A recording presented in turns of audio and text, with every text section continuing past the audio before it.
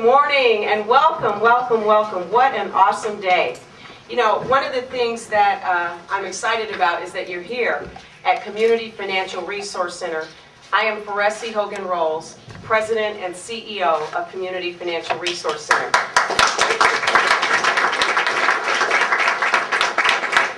And what a great day in LA. It is particularly fitting that we do this press conference to announce a very special program and initiative for the City of Los Angeles here at Community Financial Resource Center, because we were started in this old bank branch. You're standing in a former bank branch. And we were started because there were unmet credit needs in South Los Angeles under Mayor Tom Bradley. And when Mayor Tom Bradley realized what was going on, he requested that our city council members, then Rita Walters, and a freshman council member named Mark Ridley Thomas, to come together with our banking community to start a committee called the Los Angeles Community Reinvestment Committee. That was then transformed by council action back in 1992, shortly after the 1992 unrest, into the Community Financial Resource Center. So we have served at this point over 100,000 people, delivering small business loans, housing counseling, home ownership, individual development accounts, technical assistance. And so today, to witness what is going to happen with our mayor, our newly elected mayor for a second term,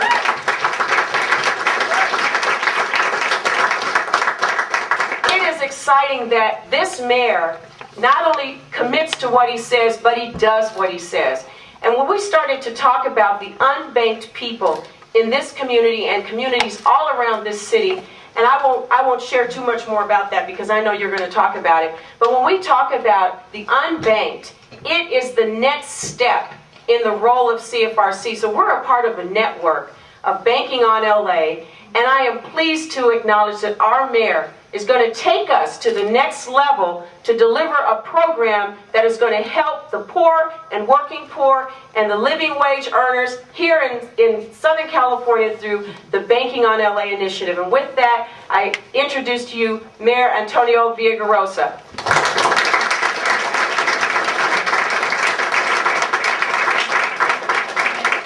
Thank you, Faresi. Love that energy. That's great. Thank you for that energy and the commitment that you have to addressing this issue of financial literacy, the need for us to ensure that all of us have access to a bank and credit and all of the things that many of us take for granted and some of us don't have the means to access. And I want to thank all of our other partners who are here, who we'll introduce in a moment. Let me just say that it's great to be here once again. We were here just a few short weeks ago where we talked about the issue of jobs and what we do to address the need here to really do what we can to acknowledge that this is a part of the city that has been very impacted by this economic crisis, and a part of the city that we can't forget and must support. I want to acknowledge Alicia Lara and the United Way of Greater Los Angeles, who's here today, one of our fellow partners here in this effort. Matt Fellows with the Pew Charitable Trust. I believe that Professor Manuel Pastor is here. If he's not, we thank him anyway. There he is. Come on up here. Let's also acknowledge, of course, the Annie E. Casey Foundation, Wells Fargo Bank, Wachovia, Bank of America, and all of the participating banks, the nonprofits, and the community groups who have been instrumental in making this dream come true. This is a perilous moment for the nation. People are working more and making less. The unemployment rate rises with each month's jobs report. Just a few short weeks ago, the President of the United States, Barack Obama, said that the worst case scenario would be double-digit unemployment rate. At the time when I was asked what I thought about that, I said, well, the worst case scenario is here. We're at a 10% unemployment rate. That was some 4 or 5 weeks ago. We're now at a 12% unemployment rate and rising. In this part of the city, although it's very difficult to calculate in a small area, a smaller geographical area, I can tell you that number is greater than 12%, maybe as high as 18% here in South Los Angeles. And while retirement accounts shrink with every twist and turn of the stock market, too many Americans and too many Angelenos lack the resources and the assets to build a stable foundation for financial success. A time of change and challenge throughout our city, leaders in the public and private sector must ensure that working families have the tools they need to weather the storm and to prepare for a brighter future. And we have to say together in unison, in one clear voice, that in the richest nation in the history of the world, the neglect of the poor and the middle class cannot be tolerated. And here in LA, nearly 20% of households lack a basic building block of financial stability, a bank account. Many of us take it for granted. Many could not imagine life without a place to deposit our paycheck or save up for the future. But for almost 300,000 Angelenos, this fundamental feature of economic success remains out of reach. And that ends today because of the work of the partners who are here today who helped to put this together, my staff included, and Sophia Heller, wherever you are, thank you for the work that you've done. Let's give her a hand. So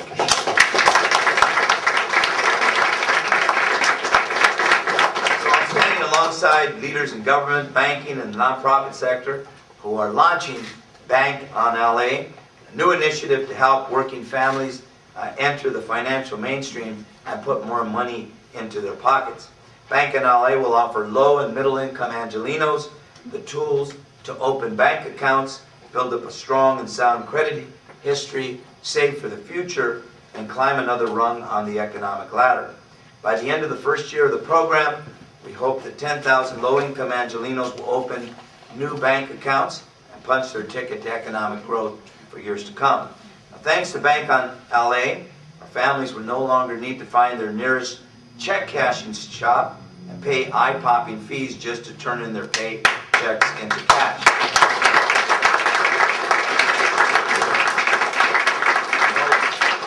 No longer miss the opportunity to put money away for their children's education, save for a new car or a home, to get their paychecks out from under the mattress and into a safe, secure, and stable bank account. Now, during this period of anxiety, we must not sit on the sidelines, avoid the tough calls, and watch from the stands as our friends and neighbors wind up on the losing side of the economic blowout. This is a time to step up to the plate with new ideas, stand at the center court with a fresh vision, and swing for the fences with every resource available. With Bank on LA leading the charge, we provide local residents with the tools to succeed and the foundation to thrive in the future. One of the important components of this program, it is not just an announcement today without accountability, without review, without an opportunity to measure progress along the way.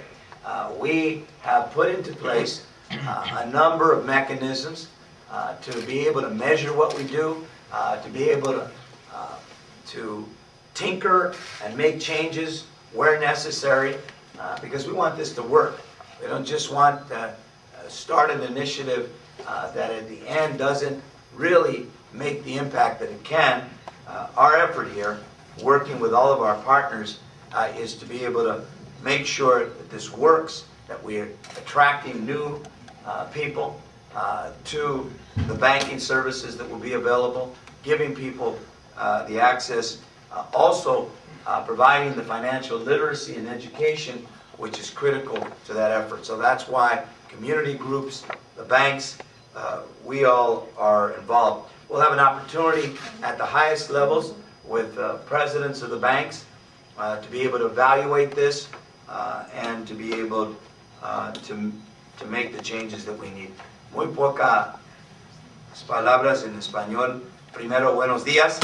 Las familias de nuestro país están pasando por momentos muy difíciles. La gente cada día trabaja más por menos sueldos. En estos momentos sabemos que el nivel de desempleo se está subiendo, que hay muchas personas que están perdiendo sus hogares, que estos son tiempos muy difíciles para mucha gente. Y por eso los líderes del sector público y privado asegurarán que las familias trabajadoras tengan las herramientas que necesitan para sobrevivir la tormenta y tengan un futuro más seguro. Aquí en Los Ángeles, casi 20% de los hogares carecen de una pieza clave para la estabilidad económica, una cuenta de banco. Es algo que muchos damos por descontado, y para casi 300,000 angelinos, base del éxito económico está fuera de su alcance. Eso termina hoy. Juntos a nuestros socios en el gobierno, el sector bancario y sin fines de lucro, estamos lanzando Bank on LA, una nueva iniciativa para ayudar a las familias trabajadoras a ingresar a la economía formal y poner más dinero en sus bolsillos. Bank on LA ofrecerá a angelinos de bajos ingresos las herramientas que necesitan para abrir una cuenta bancaria y establecer un buen crédito y ahorrar para el futuro. Y lo que vamos a hacer es medir y evaluar este programa durante el año para asegurar que vamos a hacer todo lo posible para que la gente que no tiene una cuenta de banco lo van a tener. And with that, I'd like to bring up some community members who are with us today, beginning with Susana Barraza, and then Juan and Maria Murillo.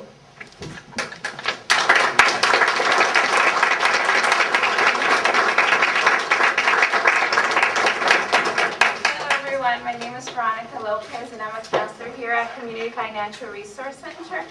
This is Susana Barraza, and this is Mr. and Mrs. Murillo.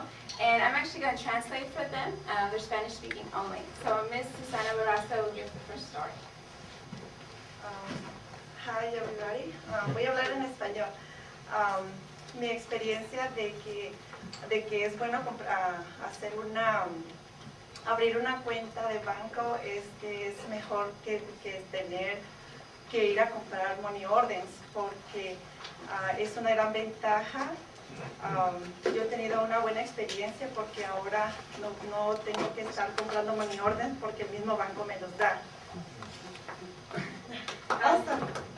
She thinks it's a great opportunity to be able to open a bank account, simply because the services of a check cashing money orders costs more, and also the bank gives her the money orders for free.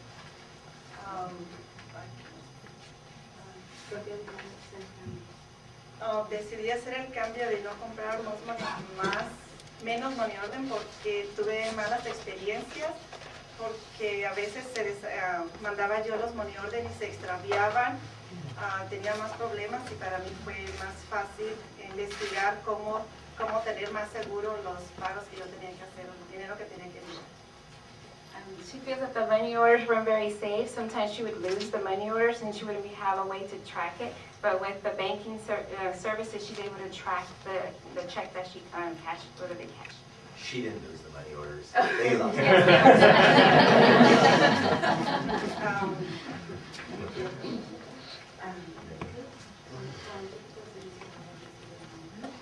Los servicios que yo recibo del banco ahora me gustan porque siento más seguro mi dinero, llevo más control también del dinero que yo tengo en mi banco y los gastos que tengo que hacer.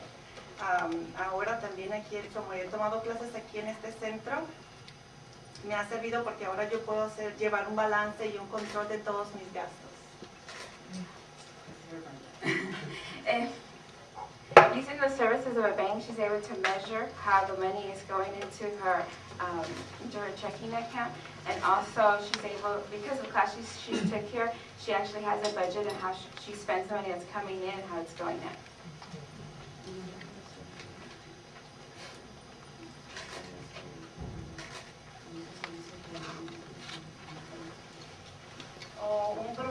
yo tuve cuando compraba money orders era que tenía que estar pagando por los money orders y era demasiado lo que se tenía que pagar. En cambio en el banco,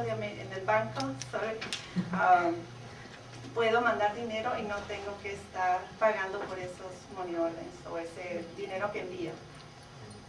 She's actually very grateful for the remittance process at the bank she currently uses. She actually can send money and it doesn't cost her anything. And previously she had mentioned that it only takes about 2 or 3 days to send the money.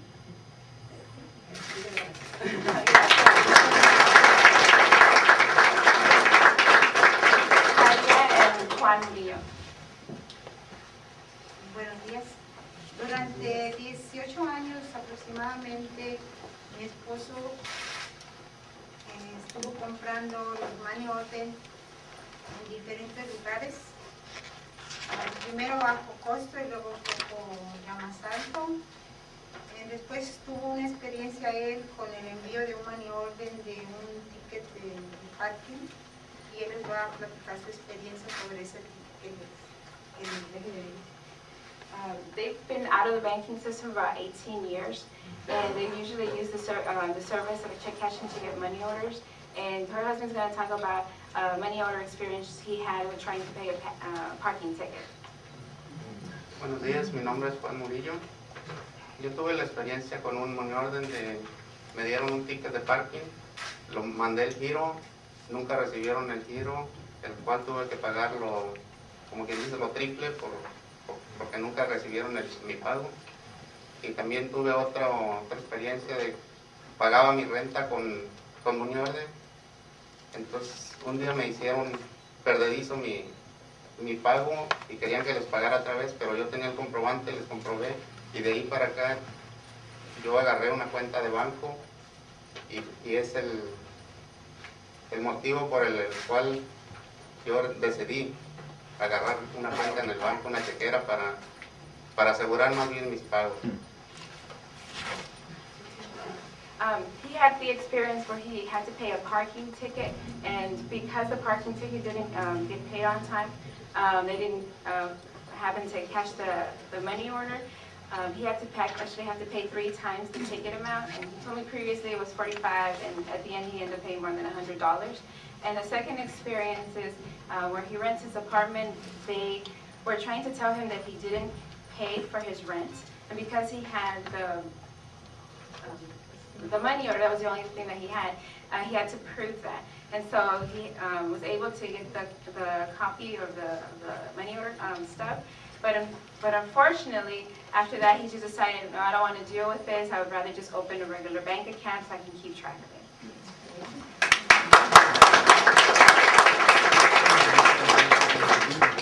Los seminarios que he tomado aquí en esta escuela me han ayudado a aprender que en el banco te dan facilidades de saber cómo llenar una chequera, y es muy fácil de aprender. A uno se le hace difícil porque la verdad uno es de bajos recursos y nunca ha tenido la facilidad de tener una, pero es muy fácil.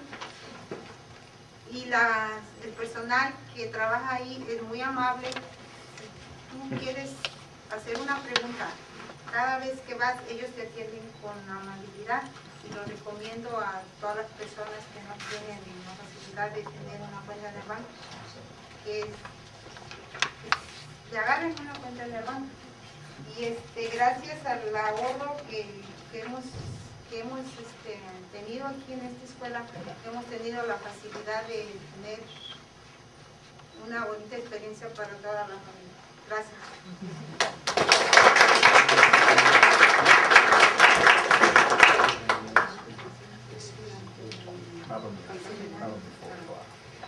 She was I'm very happy with the services she received at the bank. When she went to the bank, the person actually helped her figure out how to balance her checkbook, so how to do credits and debit, and then also just the experience she's had here at CFRC taking the classes.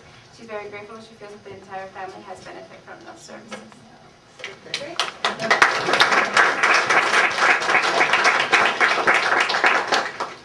Also with us is one of our partners, in fact, a principal partner of this effort, co-convener here, Alicia Lara, with the United Way. Thank you. Just very quickly, I want to thank the mayor for his leadership and to his terrific staff. It's been a terrific partnership. This is an incredibly important moment in time. It's important not only just to open the checking accounts, but to also include financial education, to look at savings and why it's so important. It's really the primary way in which people are going to be able to move themselves out of poverty. So we're so pleased to be able to partner with some of our best banking partners in the country, I think, are all here today, and we're so pleased to be working with them and continuing this terrific work with the mayor and his staff. So thank you very much for this opportunity.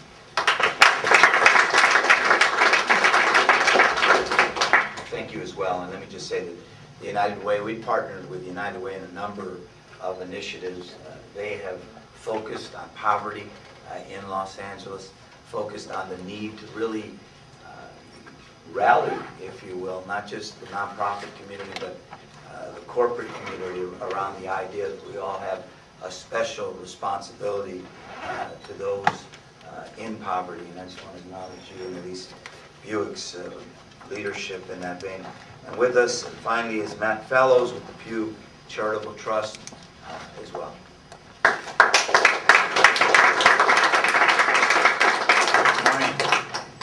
I'm delighted to be here today and join the city for the launch of the Bank on Los Angeles program. As the mayor said, this program is going to put thousands of low-income households here in Los Angeles on the path to financial mainstream by connecting them to safe, secure, and affordable starter bank accounts.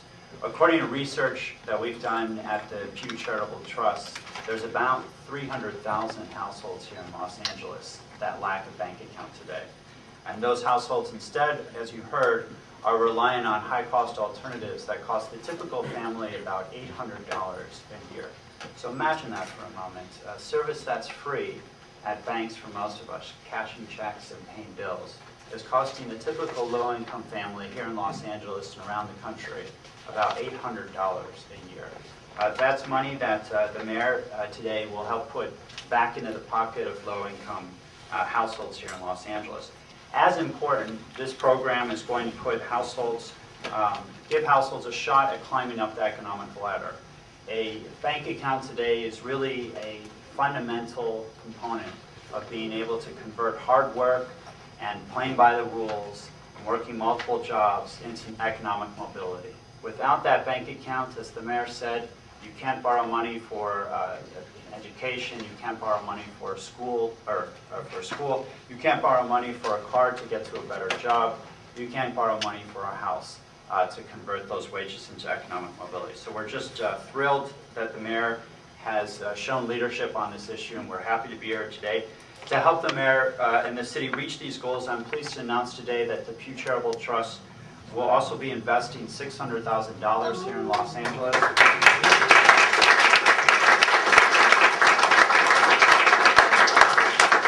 That money will be used to help accomplish the goals of the Bank On program and to contribute to research efforts that will happen alongside of this Bank On program. Our goal with this support is not only to help strengthen the program here in Los Angeles, but also to use the leadership here in Los Angeles to broadcast out to the rest of the country a real, tangible solution that can be used to claim these extra dollars for low-income families.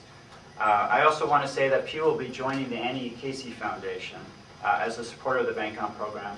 The Annie Casey Foundation, represented by Bonnie Howard today, they were the first movers in this space, and it's their early investments that really helped us get to this point today. We're proud supporters of this initiative and are very thankful that the mayor has shown leadership on this. Thanks very much.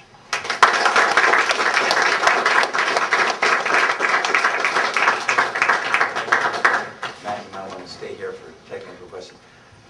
Any questions? Why aren't these 300,000 households able to open accounts? Cost, lack of a marketing program, lack of the kind of passion packages, if you will, that would attract these folks.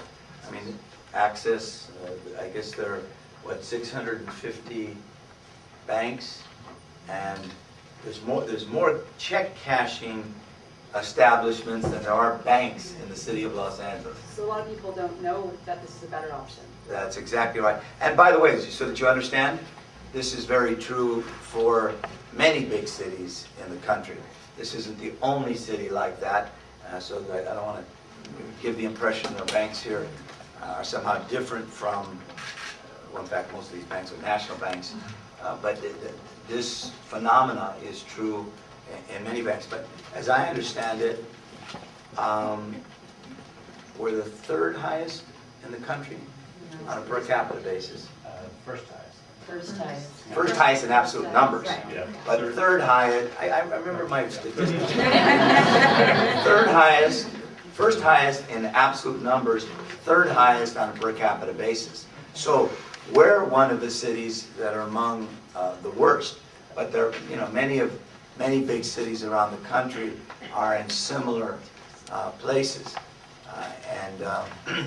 which is why we're moving in this initiative. Because I head up as the chair of the U.S. Conference of Mayors Task Force on Poverty, Work, and Opportunity, and one of the issues that we talk about to address poverty is this issue of financial literacy, access to banks, banking the unbanked, all of those issues as well. How much does it cost to open an account on average, and will that cost be waived through this program? Yeah, yes, I'll let, who wants to speak on that? Any of the banks? Yeah, Matt, you want to go? Why don't you? Sure. As part of the agreement that the city has struck with the banks participating in this program, there's going to be only a low monthly fee assigned to the account, and I think the average is about $5. So it's at a much, much lower cost relative to what they're paying today. And actually, I think some banks already provide some of this, but don't market it, and don't really have the means, or haven't historically kind of made a strong enough concerted effort to attract people to it. Through this process and through the process of review, we're going to be able to measure all of this. I mean, one of the things that was important, and I said early on, that we've got to get the buy-in of the banks at the highest level.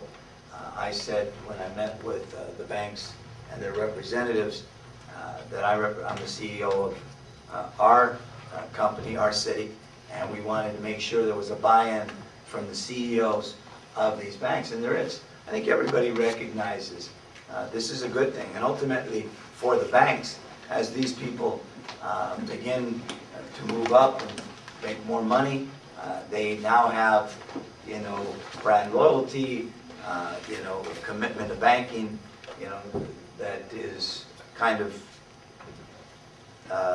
built in over a period of time. With the world's confidence already shaken in the banking system, how are you going to convince, or the program going to convince new customers to trust that who might not have trusted it before? Well, their alternative is to trust the check cashing outfits, and I think given that alternative, you'll see that people will be interested, but we're also going to be very aggressive at outreaching to people and really sharing. One of the important things, and as you heard, and I'm not sure we really got a good enough sense, but as you heard from Susana and Juanema, or at least Maria Murillo, with this, there's also an education program, thank you. There's an education program where people, the whole issue of financial literacy, where we're explaining to people the benefits of a checking account, of establishing credit, of all of the things that come with, of understanding, for instance, that a credit card is not something that you use for convenience, it's something you use when necessary, and so all of those things are part of this initiative. Another reason that people often give for not opening a bank account is that they don't have the documents, particularly identification documents, to do so. Will this program help those people? This program will allow them to use alternative means of documentation that are already, I guess, approved by the banks and cities and alike. Such as? La matrícula consular is one example. What can a socially minded investor who's interested in supporting this effort do to support the effort? Fund it. We want to do as much as we can. I mean, we just heard that the Charitable Trust is supporting this initiative. And obviously, the banks have chipped in here as well because, and we appreciate that. And we're going to, the United Way is the fiscal agent, I guess, here. And the Casey Foundation has contributed. That's why we thanked everybody at the front end. It's what takes so long in these things. We've got to thank people. So this is a real collective effort. Other cities have done this, but we're, as I said, we're a city with the largest number in absolute numbers and the third highest on per capita. So it's important that this city move in this direction, and particularly at this time when the economic situation is as dire as it is. Thank you all very much.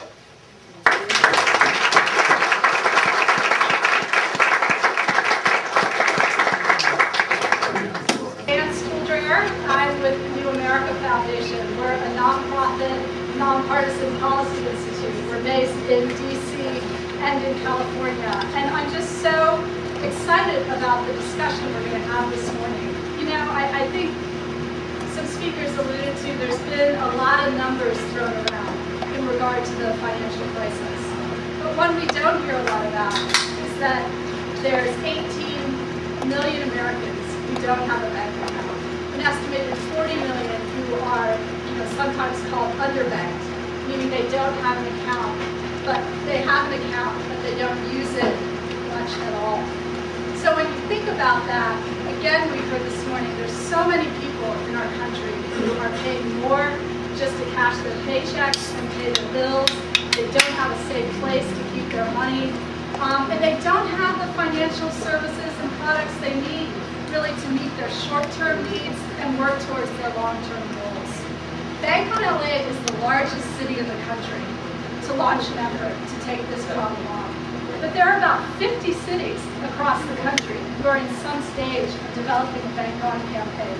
And what we want to do this morning is have a deeper discussion about what's going on in other cities, about this problem, about financial empowerment policy agendas that are being forwarded at the state level and at the national level.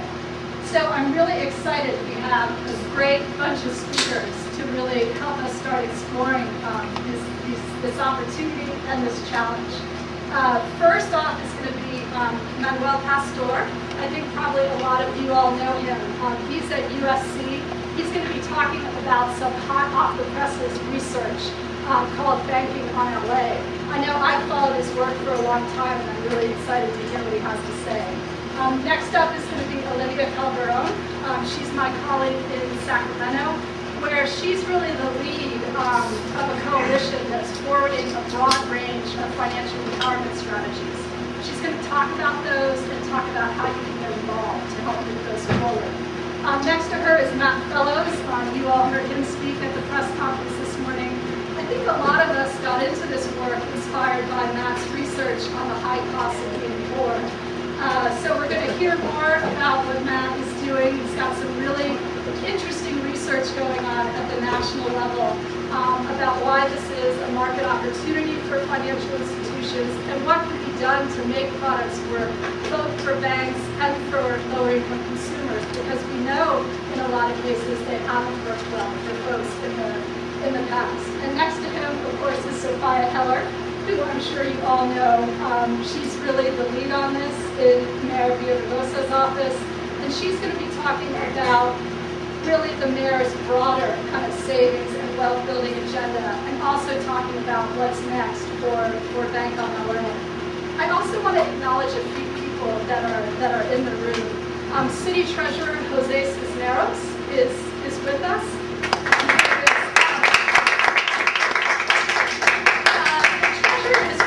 The pioneer of these bank-on efforts. An initiative he started in San Francisco has opened 24,000 bank accounts over the past 2 years. The average balance has been about $975. He also co-founded the Cities for Financial Empowerment. It's helping to spread kind of this strategy all around. And I think Jose is going to help us get our discussion started after the speakers speak. I also want to acknowledge from the governor's office, we have Kathleen Cox and Eloy Villafranca. Governor Schwarzenegger was the first governor to start a statewide bank-on initiative, and now other states are also following suit. So we can hear more about what's happening in other cities across California, and also other cities are looking to join on. I also want to acknowledge AARP, is in the room, Vivian Masala and some of her colleagues. They've been a really important voice for financial empowerment strategies at the state level and at the national level, and a great partner to New America. Hopefully Vivian can help us get our conversation started, and they have a really interesting Divide and Fail campaign, if you haven't heard about it already. So I've asked all our speakers to talk for about 8 minutes. And we really want to get to kind of the discussion, so I'm going to be kind of a draconian timekeeper. But again, thanks for being here and staying. Great. Well, I guess first I want to thank everybody for being here as well. I wanted to mention that I had a beautiful PowerPoint, but apparently I have no power. However, I really hope that I have a point, and let me try to make it. First. My team, and I got my name on it, authored this Banking on LA report, but it's really a compilation of some other great research which is done by Matt and at Brookings, now at Pew, and from the Federal Reserve and a number of other folks. And we really tried to take it and synthesize it into sort of a single story about the banking opportunities that exist here in Los Angeles. Now, we clearly have a problem. As the mayor mentioned, Los Angeles has the highest number of unbanked and the third highest in terms of the percentage of residents who don't have or don't make use of formal financial institutions. And this has a significant effect on particular communities. While it's a problem all over Los Angeles, in Southeast LA, for example, there are 5 times as many alternative financial service providers as there are bank branches, and it becomes more common to use those alternative service providers with their high costs than to use the bank branches. It has a huge impact on African Americans and on Latinos. In a survey that was done of the low and moderate income areas where banks and alternative financial institutions are competing with one another, African Americans are overrepresented in terms of the percent of unbanked, and Latinos are well overrepresented in the percent of unbanked.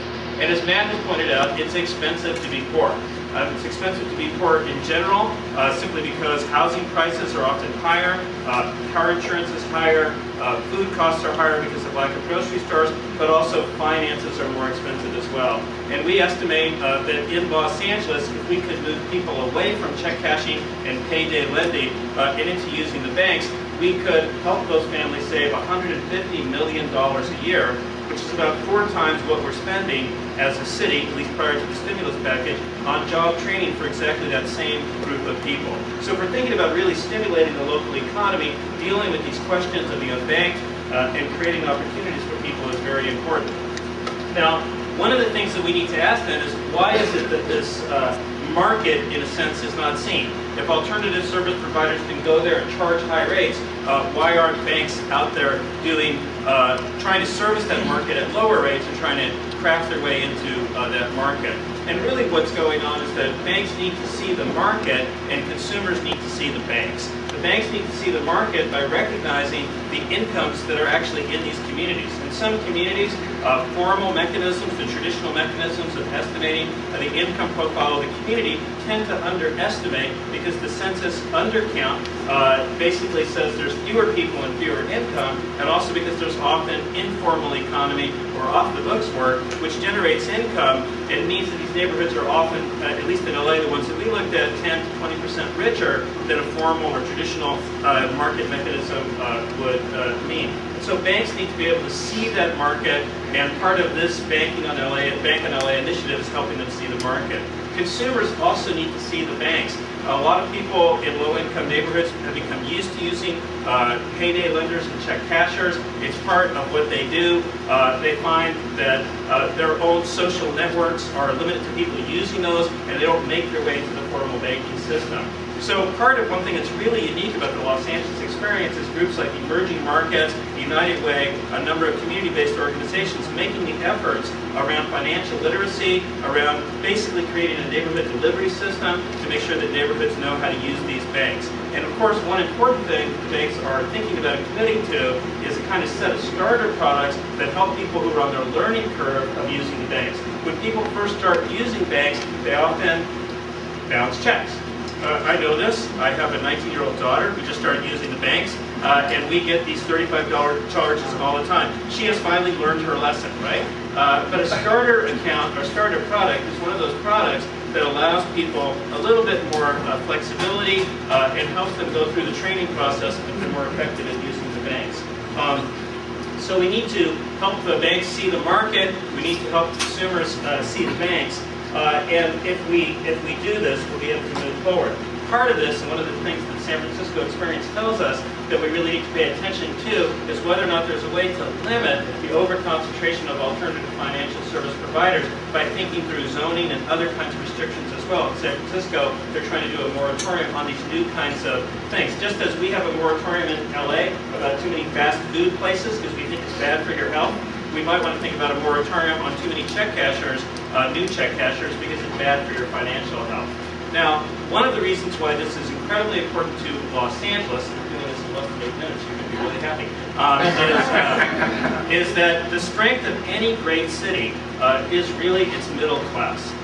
It is the ability to have a middle class and the ability for people to make it into that middle class.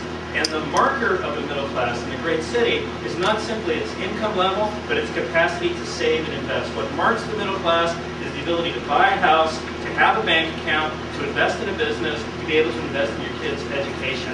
If we want to be a great city, as the mayor has said, we need to restore a path for the middle class to succeed in the city, and a key part of that is making a set of financial services that do allow people to accumulate, to move forward from their current low-income status into a middle-income status, and more important, from a low-wealth status to hopefully a middle and high-wealth status. This is worth investing in. Thank you.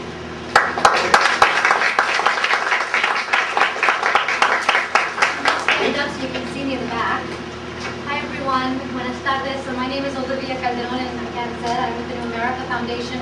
I'm based in Sacramento, and so we're a national think tank, and we develop a range of policy proposals to do what Manuel just said, to help people start building their savings, to help them start acquiring assets, so that they can start planning for the future, buy that home, finance their kids' college education, build up an nest egg so that they could retire in dignity. And I'm going to talk to you about a range of policy proposals that we are advancing in the 2009 legislative session. You have a packet before you that looks like this.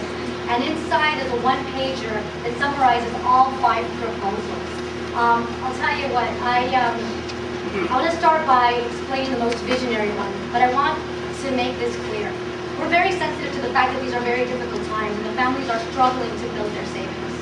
But we think that this is an opportune time to lay the groundwork, to put in the plumbing, to lay the foundation, so that in good times, families have access to the tools and incentives that they need so that they can start building their savings. And so I'm going to go through and talk to you about one of the ones that excites me the most, that Governor Schwarzenegger has endorsed. It's this idea of a universal portable retirement savings account. We developed this idea, why? Because we know that in California we have about 43% of the workforce, 6 million Californians that go to jobs every single day where they don't have access to any retirement savings whatsoever. And we know from research that people save best through payroll deduction. So the idea is, how can we help workers save through payroll deduction? The way we all do. And so looking at existing state mechanisms that are in place, we thought CalPERS has the investment expertise. They do such a great job. So we could tap into their knowledge. We could help design this portable retirement savings account that the worker owns and can take from job to job to job.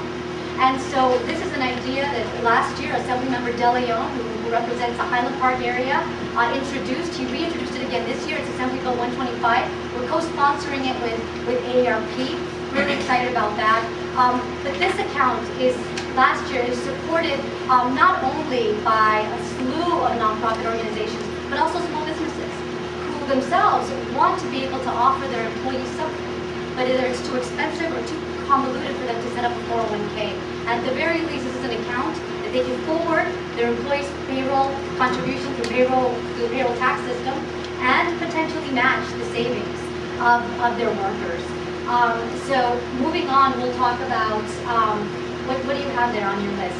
We have, 125. No, it's AB 325. This is our earned income tax awareness campaign.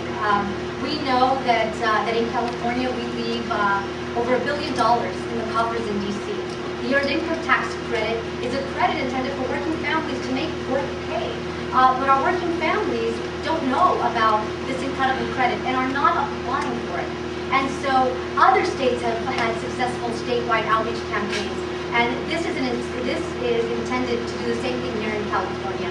We've been working very closely with the Department of Social Services. They're going to be coming in with a report either by the end of this month or in early April with outreach options that we're going to incorporate to ensure that more families are aware of the fact that there is this earned income tax credit, that they should apply for it. I mean, we're talking about something as large as $5,000 for a family of 3. And that's money that goes straight to your pocket, money that you could use and potentially save. And so AB 325, we're co-sponsoring it with the Catholic Charities. I'm really excited about this proposal moving forward. Mr. Liu, Assemblymember Liu, who represents the Long Beach Carson area, he introduced the Financial Literacy Initiative. We know that families need money management know-how and training. And so what he wants to do is create a statewide comprehensive initiative, one in which you have the Controller's Office, the Department of Consumer Affairs, everyone communicating one another so that no longer are these agencies and departments operating in silos, that they could leverage everything that they're doing, create a website, create a working group so that they could have an advisor in-house in the Controller's Office, and start working with the private sector to ensure that Californians know about all the great services that are out there, like Bank on LA, Bank on California, all these products and services, the financial literacy initiatives that are taking place throughout the state to really leverage everything that's happening in California and ensure that more Californians are taking advantage of this. We're actually co-sponsoring this with the controller of the state, who has been a leader and an incredible partner. Assembly Bill 1058, it would reform the asset limit test in the CalWORKS program, which is our state's TANF program, which is the Federal Temporary Assistance for Needy Families program. It's the Welfare to Work program. Right now, there are rules in place that create disincentives that penalize working families for being able to build their savings. You can't have more than $2,000 in savings to be eligible for the Welfare to Work program. So if you're on welfare, if you're on the CalWORKS program and you're working to get off, and you apply for the earned income tax credit, you have to spend everything down to $2,000 to stay on. And we think that what this does, it keeps families on welfare longer, and it prevents them from being able to get off the rolls. And so what this proposal would do is eliminate that $2,000 asset test for recipients. It would raise the limit by $5,000 to a total of $7,000 for current applicants, which basically, I'll tell you, that $2,000 limit hasn't changed since 1997. And so if you take inflation into consideration, what we're really looking at is that $2,000 in 97 is really worth $7,000 now. And so we want to make sure that we raise it for new applicants and that we eliminate the silly vehicle asset test that's out there. A family can't have a car worth more than $4,650. And so what happens? You have a family that comes in to apply, and caseworkers have to actually make the subjective decision of how much a person's car is worth, right? They look at Kelly Blue Book, what year's your tires, what is your car, how many miles, and if they have a car that's worth more than $4,650, sorry, you're not eligible. We think it's time to do away with that. We know 27 other states have already done away with that. The California Welfare Directors Association estimates that would save the state $3 million in administrative savings if we didn't have to actually start, checking. And people need a vehicle and a reliable vehicle to get to work. It is the Welfare to Work program. So we're really excited about moving forward with this initiative, and the chair of the Human Services Committee is the leader in carrying this forward. And so we are looking forward to having that be something that the governor signs and supports this year. Lastly, Senate Bill 323 that is authored by Senator Jenny Oropesa, who represents also the Long Beach Carson area. She wants to help families save for college and has introduced legislation sponsored by the treasurer of the state to amend our state income tax form so that you can funnel your refund into an existing 529 account. It's easy. It's not going to cost a thing because the treasurer says in his operating budget he has enough to be able to cover the expenses of amending the state income tax form. Internally, we've been having conversations about potentially providing a mechanism so that families can open up a 529 right on their tax form. But we think this is a first and important step toward ensuring that we create a very easy way for families to save for college. That said, I'll tell you, if you look in your packet, behind this one page where you'll see letters of support. We can't make these things happen if grassroots organizations, community-based organizations, statewide advocacy organizations are not plugged in and tracking and supporting this work. We need your help to make this happen. Ultimately, we can pass as many policies as we want, but if they're not implemented, then they're not going to have the impact that we want them to. And that's where you all come in. And so I would encourage you all to look over the legislation. You can find the bills on our website. These are template letters of support that you can just put on your letterhead and forward on over to the state capitol. Your letters are powerful and symbolic, and so I would encourage you to do that, as well as if you are part of a statewide advocacy organization, by all means, please forward your statewide advocate based in Sacramento my way. I'd love to sit down and figure out how we can collaborate, co-sponsor to make sure that we're moving all of this forward. If you have any other questions, I'm here, and I'm really excited about all these initiatives that we're moving forward, a lot of which are very low cost. And so, given these difficult budget times, I'm optimistic that we're going to see a lot of these things actually make the finish line.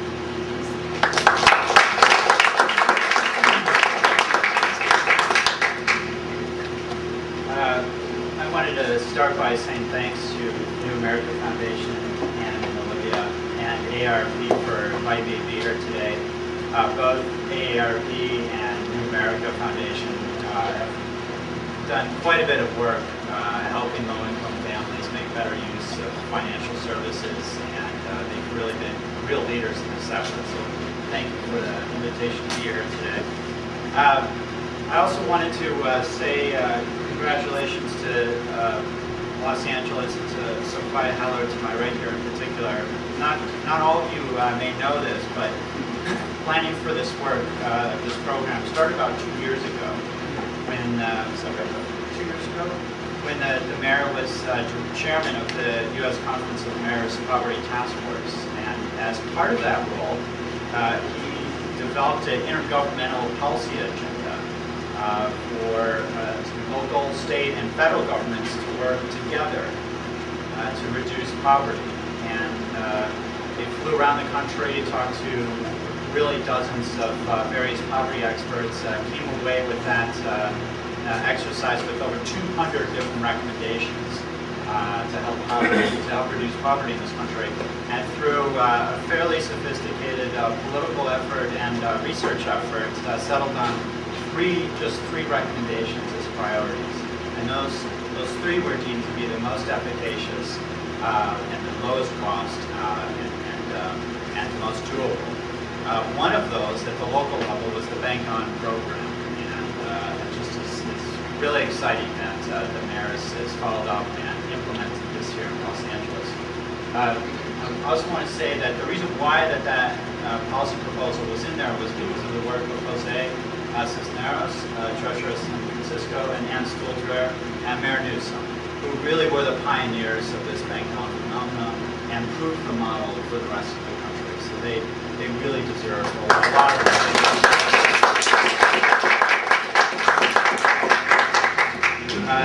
So I was asked to say just a few things about the national context that this bank-on program here in Los Angeles is going to be launched in. And I'm going to do that in about 4 minutes. I want to make 3 points about that national context. First, this program, as you've heard today, is needed more today than ever before, arguably, because of the economic crisis that we're in as a country.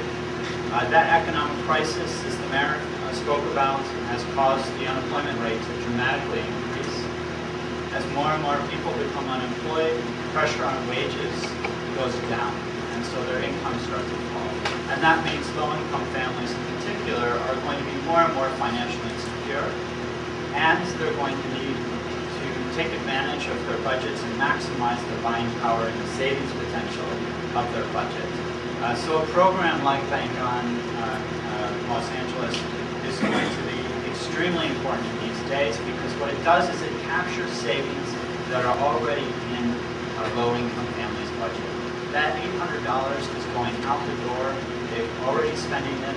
What this program does is it puts it in the bank instead of going out the door. It's a very, very powerful program. It's a win-win for financial institutions, for low-income families, community groups, and elected leaders.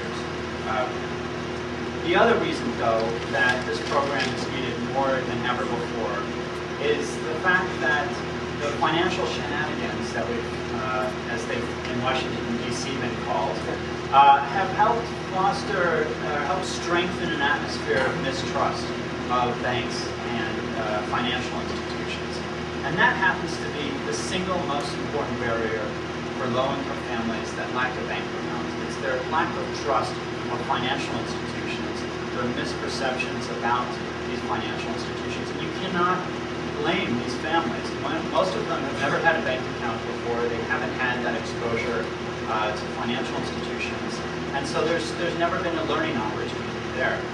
What this program does is it activates community organizations to help overcome those trust problems and connect families to lower cost financial services. And as I said, that's more important than ever before, arguably, because of the fact that this trust and misperception out there of banks is greater now than it's ever been before.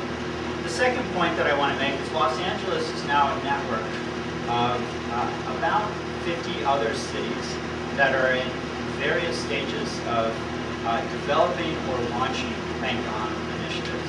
They're also joined by the state of California, which is the first state in the country to launch a bank-on program. And they've helped inspire at least 4 other states that I've talked to who are now actively thinking about participating in this program because of their leadership on the bank-on effort.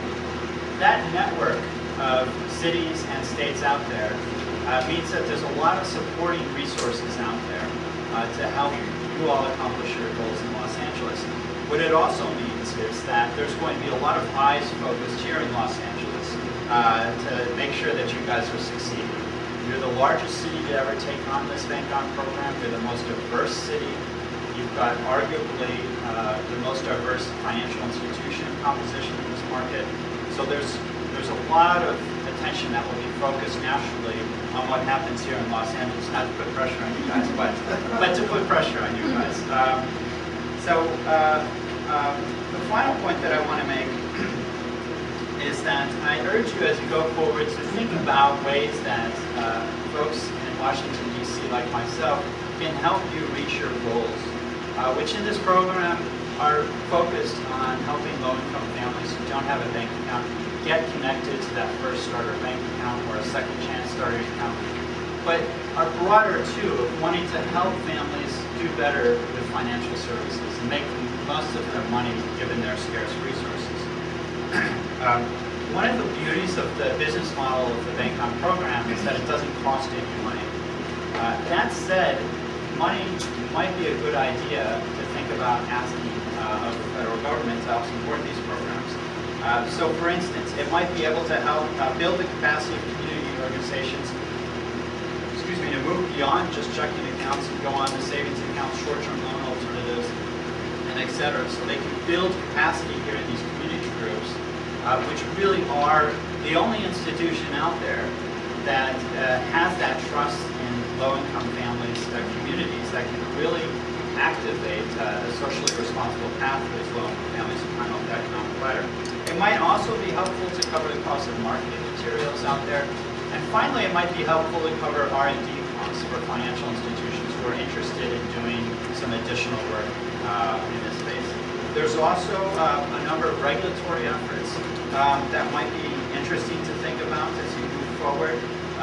Certainly there's CRA reform, but in addition to that, there's also a lot of conversations about particular types of product features of accounts in these, of these products that are being marketed. And while not all of those ideas are necessarily good, in my opinion, they do mean that they create an atmosphere in which there's potential for compromises to be made to help accelerate the effort of products in adoption of low-income markets. Outside of federal policy in Washington, D.C., there's also a lot of organizations. The New America Foundation, ARP, are two of several organizations out there, actually probably a dozen organizations out there, that are focused on helping to improve financial services in low-income markets. There's a lot of resources there. There's also at least a half dozen foundations now, national foundations, that are interested in helping support these efforts. So there's a lot of resources at the national level to help you all accomplish your goals. And so as you move forward, I just urge you to think creatively about that potential at the national level for us to help you all reach your goals here in Los Angeles. Thank you very much.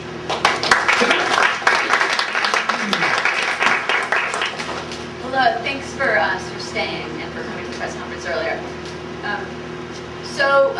Everybody here has been critical to this all happening. There are a couple of people who haven't been mentioned.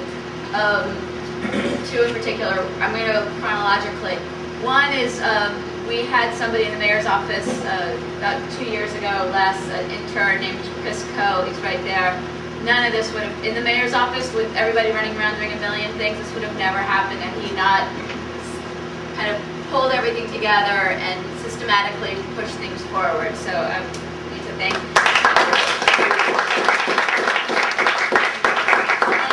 and as our responsibility for having had an intern, he is not only graduating top of his class at UPenn, but as far as the mayor's office, nobody can speak highly enough about him. You'd be lucky to hire him if you got the opportunity. That's for everybody to know. Then he has to go to grad school. Okay. And then Elwood Hopkins is here, and Rudy Espinosa of Emerging Markets. Again.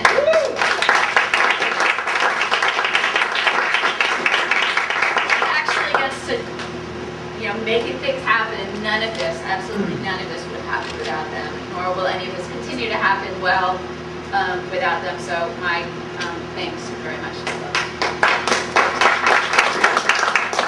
All right, so the mayor's vision for this. So started out with all the research. The people here did all the research, not in particular, but a lot of research happened, so that we knew what we were dealing with. There are maps that were up earlier. We know exactly by census tract who's banked, who's unbanked, why, so that we could develop a program that really met the needs of Los Angeles in particular. A lot of money from foundations went into making that research happen. So now that we know what the problems are, and we've developed the beginning of an infrastructure of networks in 4 communities, we want to go citywide. And one of the mayor's priorities is to institutionalize good ideas. So we're using this pilot project in 4 areas to see what works and and what kind of partnerships we need to develop these things. And then we've looked at how we incorporate this into programs that make it as easy as possible for as many people who are low-income working families to access. So in the city, there's already a system through the Community Development Department of the city and through the United Way that that works with, I don't know about all the nonprofits in Los Angeles, but the vast majority of them, where people go to get workforce training, they go to file their income tax for free, they go for financial literacy courses, for a myriad of other reasons. And we are working with those nonprofits who already have these people going to them and taking this Bank-On program and taking a broader asset building program and incorporating it into these existing programs at these existing nonprofits to make it as accessible for as many people as possible. The goal here as a poverty alleviation effort is to address not only the income gap, to help people increase their incomes through workforce and so on, through tax, tax preparation, pre-tax preparation, or income tax returns, but also to address the wealth gap so that we can help ensure that people can save money and build their assets for their families so that they can ultimately buy homes, invest in education, anything else that's important for them to increase their standard of living, stabilize their financials, to gain financial stability. So essentially, it's pretty simple. All nonprofits that get contracts with the Community Development Corporation from here on out on workforce, workforce, both adults and youth, as well as our human service delivery system, which we're reorganizing, will incorporate asset building into that, and United Way's already done that. And that's it.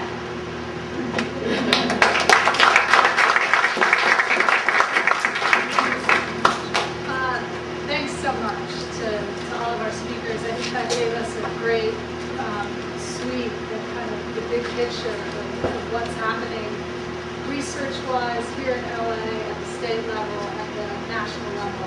I want to open it up for discussion. I want to see if the treasurer, if you wanted to say a few words, or from the governor's office. Sure. Good afternoon, everyone. Jose Cisneros, San Francisco Treasurer. Nice to see you. I just wanted to mention for a couple of minutes, maybe take you back over 2 years ago as to kind of what got us started in San Francisco. Mostly what got us started, you see right here in front of you. But what basically inspired me was when I learned about the real difficulties the low-income folks were facing by not having a bank account, and the amount of money that they were being ripped off, literally ripped off by check cashers, and even worse, by payday lenders, by doing that type of business in those types of places. It really got to me, and we were seeing it time and time again, day after day in San Francisco, literally thousands and tens of thousands of folks every day getting ripped off. You know, when I grew up, we saw our local government kind of being in the business of delivering beneficial messages to our families. Maybe many of you saw this as well.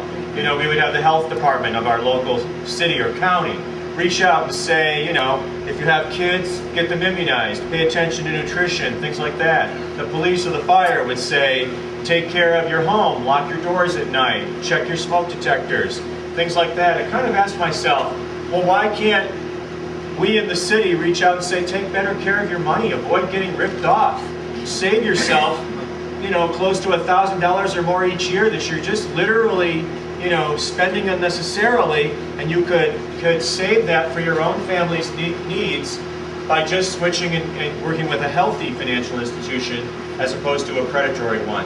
And that's really what inspired us to reach out with Bank-On San Francisco.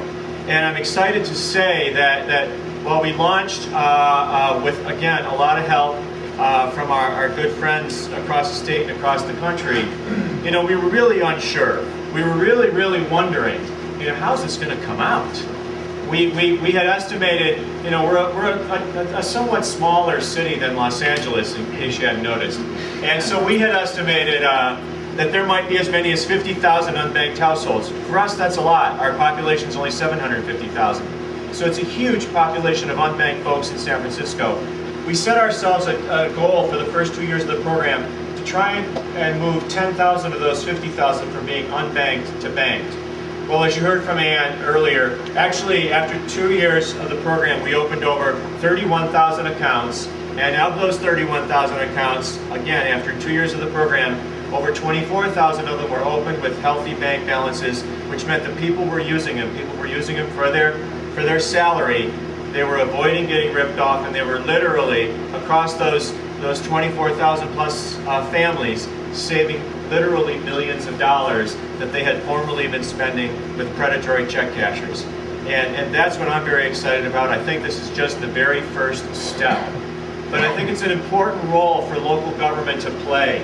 Again, going back to what I started with, local government is a voice in our communities that I think we can best take advantage of. And that's why I was so proud to see Mayor Villaraigosa and his staff here today really reaching out and delivering that message so effectively here in Los Angeles to the literally, potentially millions of folks that would benefit from hearing it, to say, you know what, there's things you can do to make your family end up in a better place and be more successful, and one of them is consider going to get a bank account if you don't have one. That really is the bottom line, and I'm so excited about the program launching here today. Thank you for your time.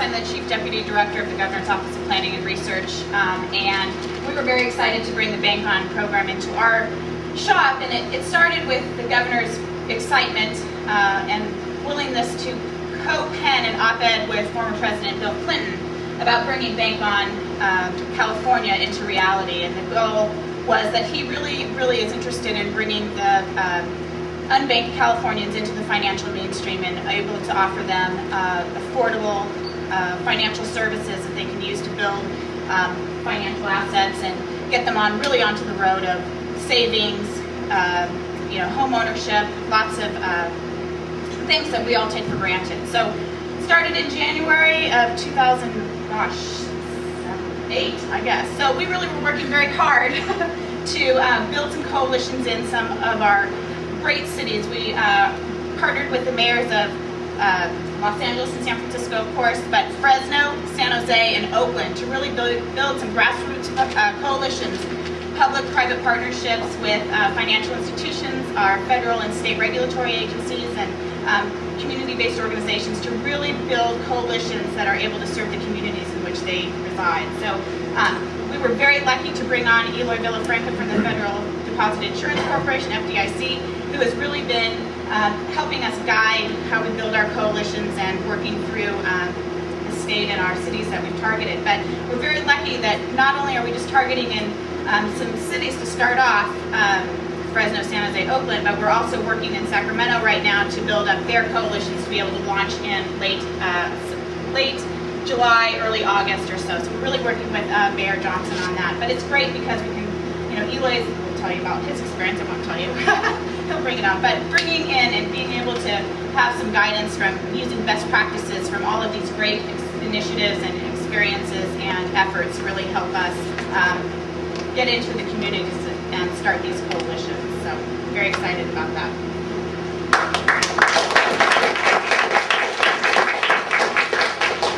I'm Eloy Villafranca. I'm a Texan. Sorry about that, y'all. I'm really excited about being able to do this. This is something that the FDIC does not necessarily do, is loan somebody to a state to work on programs. Jackie Gordon is here from our San Francisco regional office. Many of you know her.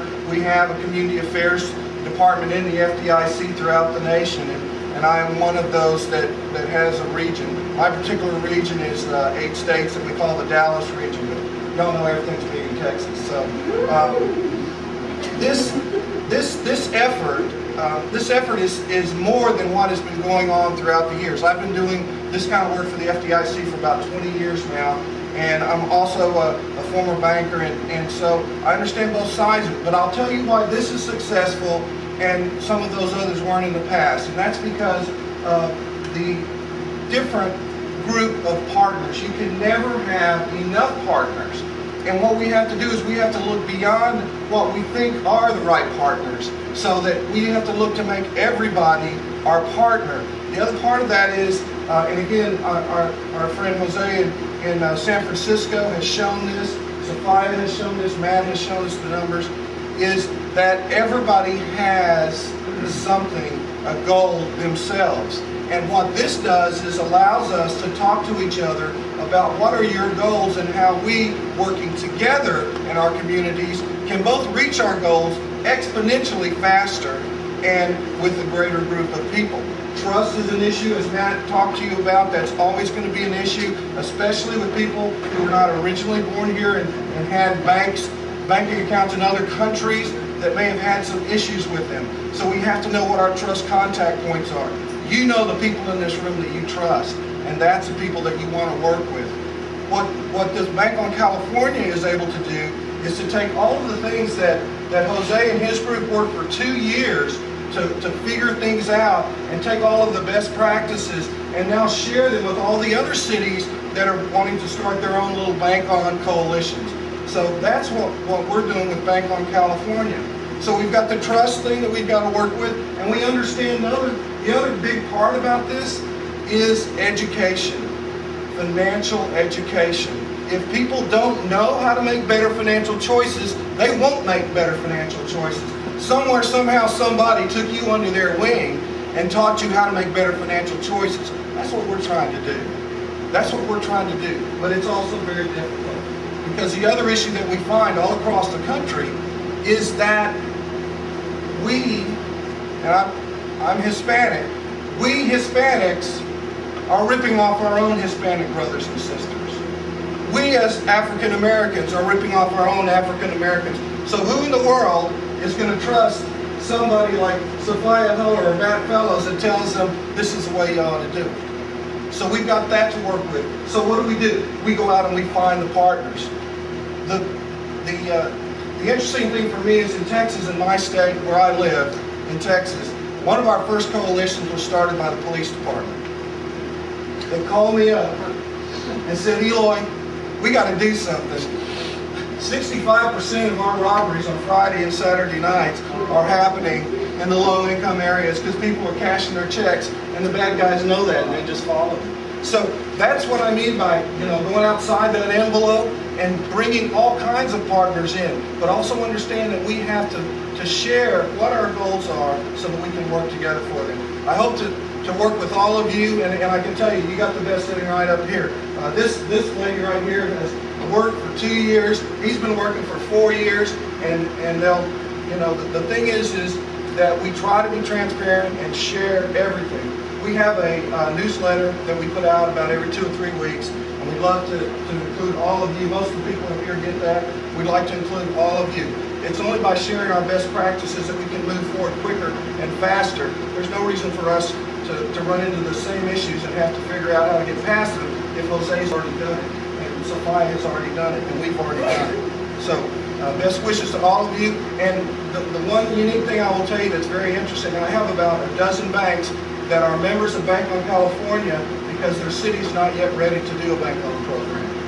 But they want to do it. They want to do that account, and they understand. They get it up here, and they get it right here.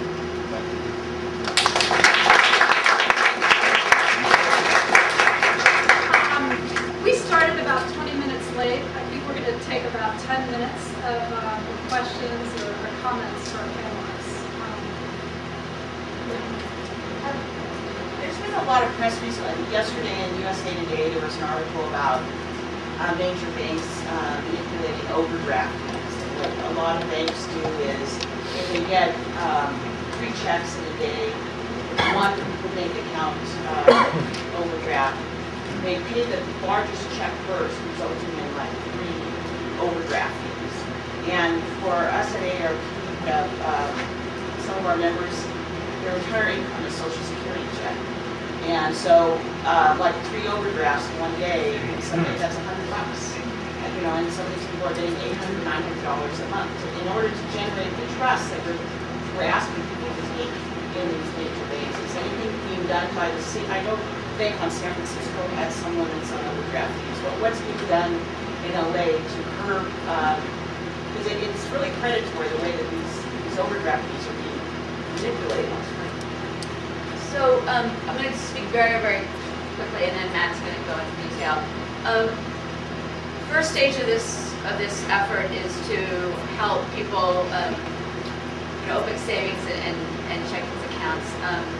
With what exists at banks currently, we've tried to create a very transparent process that's why you use the working with the community-based organizations is essential, so that when people people initiate a relationship with a bank, that relationship works for them as much as it works for the bank. And we're starting by making sure that the education that they get in places like here makes all the banking products as transparent as possible. However, I will say there's a lot of work to be done with the banks to create or work on improving products that they offer in these communities. And overdraft is one that we're looking at in particular, that we've been engaged in conversations with banks on. And I think Matt spoke to what's going to happen nationally in terms of regulations and CRA and so on. I think there's a lot of work at that level on, national policy, federal policy on, is currently focused a lot on lending and so on, and not as much on kind of everyday products that you and I use. And I know the mayor is very interested in taking a look at that. And I know that on the Hill, there are some committees that are interested in it. Statewide, if I can say, Assemblymember Tom Amiano actually just introduced legislation. I can forward that your way if you're interested. But what he's looking at is what do you do about state chartered banks and whether or not they could limit the amount that they charge Californians and overdraft fees. So there are legislators that are looking at this issue and are very concerned and saying whether or not they can regulate our state chartered banks. So after this, I'd love to get your contact information and I'll go into the legislation. Sure, why not? 30 seconds. So first off, your point is good because it illustrates the fact that we all know, which is that banks aren't a perfect institution. They're not perfect institutions. That said, they're a whole lot more perfect than the alternative that local families that don't have a bank account are currently relying on.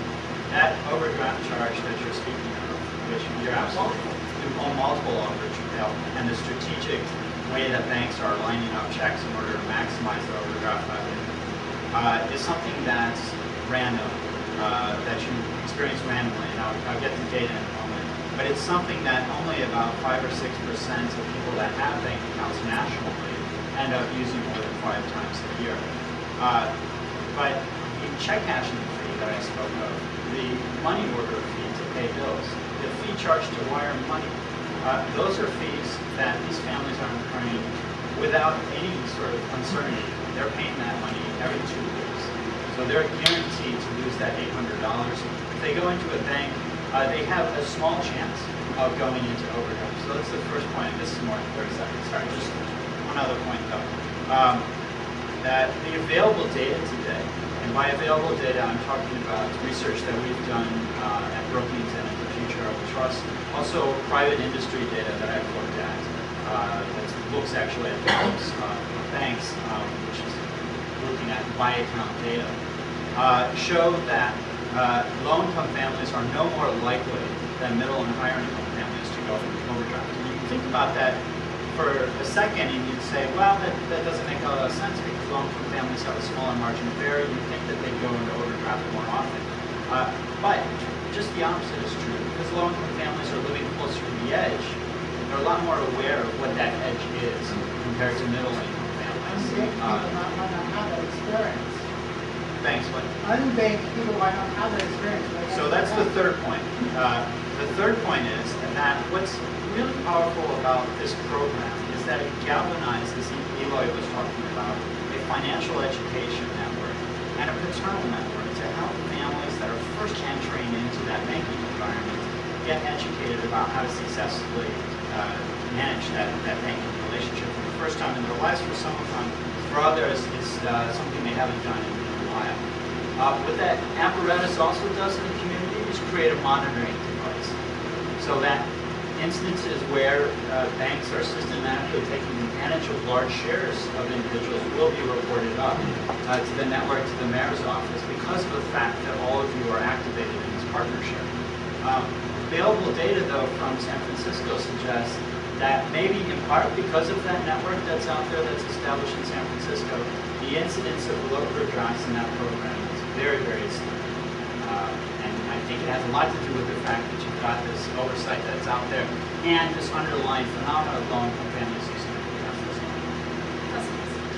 Well, I think it's very important that we've been pretty consistent in stressing the win-wins in all of this, discovering the market and helping consumers discover the banks. But I mean, part of what I lifted up about trying to think about zoning regulations to prevent us from having too many alternative financial institutions that over-concentrate, actually asking the banks to be better about exactly the kind of issues that you're talking about in terms of partnerships. So I think that it's always important to look for where we want to win, but also where we're demanding from each partner accountability and better behavior. Certainly, if we've been demanding accountability and better behavior of our financial system, we might be in better shape as a nation today. And so I think that kind of bringing that into the conversation, even as we look for win-wins and mutual collaborations, is just very important. Yeah, and just anecdotally in San Francisco, we hear from a lot of the financial institutions. I know when I talk to a lot of the tellers that are involved, they spend a lot more time with the bank on customers, kind of educating them about this potential problem. And as Matt said, I think from the research we see that that's had an effect. If the Center for Responsible Lending has a national proposal that they're forwarding at the congressional level around overdraft fees, that might be something to look at. And also, Eloy Shop, the FDIC, is working with a number of banks to do a pilot around offering alternative payday loans. And is there a way, a win-win opportunity here for banks to offer something that works for the consumer? Cesar Reyes, Union Bank of California. The question is probably for Mrs. Cisneros. It's in reference to the number of accounts that were open. You mentioned 30,000, 24,000, very active and good balances. And my understanding is that some of the accounts also, there was a leak in some of those accounts that were open. If you can tell us, what can be done to prevent that in the case of the Bank of LA. And the second part of the question is, what are some of the best practices to still link, especially those that are graduating from financial literacy programs, into really establishing a banking relationship. Being in banking for many years, I sense that there's still a gap for those graduates. Education does not equal action. So there's a behavior issue in there that needs to be addressed. And what are some of those best practices that you recommend? Sorry, could you repeat the first part again? The first part is the leak of accounts in those 30,000 accounts, more that were open. Well, I think when we looked at the 31,000 accounts that were open and the number that were still open after 2 years, we saw that some had been closed, and we've been doing some research to try and figure out what's going on with those that are closed.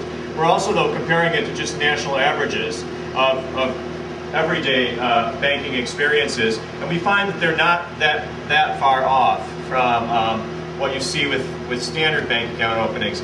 People are moving their accounts, they're moving around, they're changing institutions for one thing or another. So I'm not convinced that all those accounts that got closed were necessarily what we might call any kind of a disappointment or failure in the program, but we're still trying to gather research on that.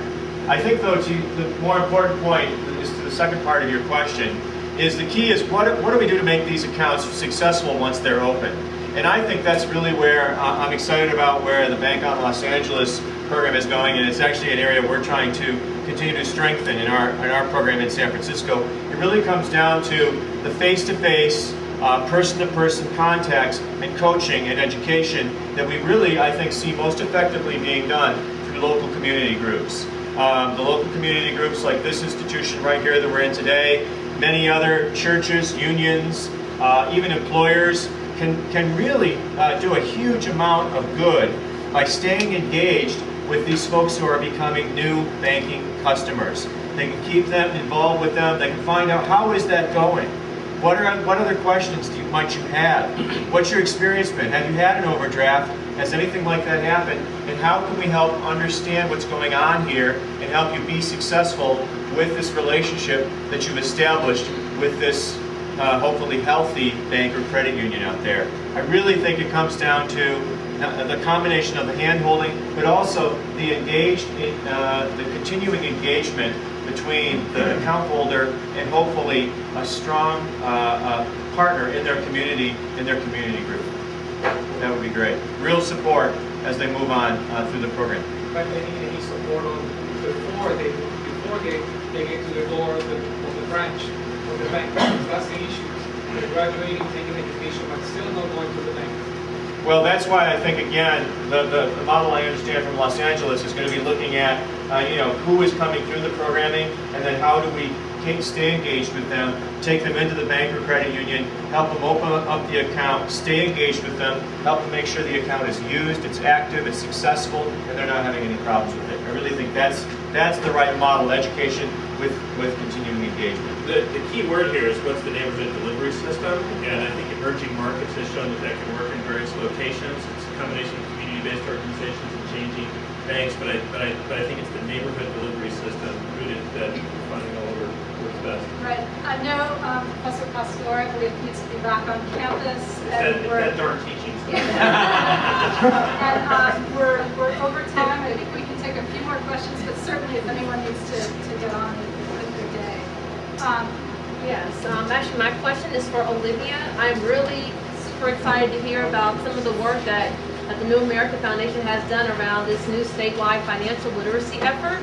Yeah. And I'm curious, is there any possibility of working with the schools to expand this initiative to where it's not just agencies or departments working together to create a website, which is a great first step, but research shows that the idea of starting financial education in the schools is the best way to, getting young people to talk about their finances and credit. And so, are there any steps at this point? And if not, is there anything that a community-based organization could do to possibly further that effort? Right. And there is a lot of interest in Sacramento to require financial education curriculum established in our K-12 system. And the legislation that has been introduced has not been supported by the governor because they believe that the school districts have the ability to do that now, and so this is an opportune time for nonprofits to partner with schools. I know Ann can speak on bank on school initiatives that have taken place in Illinois and throughout the nation, where they are helping kids from the start, right? Open up a bank account, teach them how to manage that account, and it's actually, they're learning in concrete form, like they have an account that they're growing and learning with. There are the seed demonstration that's happening across the nation with support of the Annie Casey Foundation. I know it's wrapping up, where they're also testing this throughout schools. But do you want to speak on the bank on school initiatives that happened in Illinois? Yeah, I think there's a lot of, I'm happy to talk to you afterwards. There's a lot of different examples of local efforts here in California, across the country. And there's also states that are require age-appropriate financial education K-12. And that is something that is being looked at in Sacramento and has been looked at in the past. Thank you.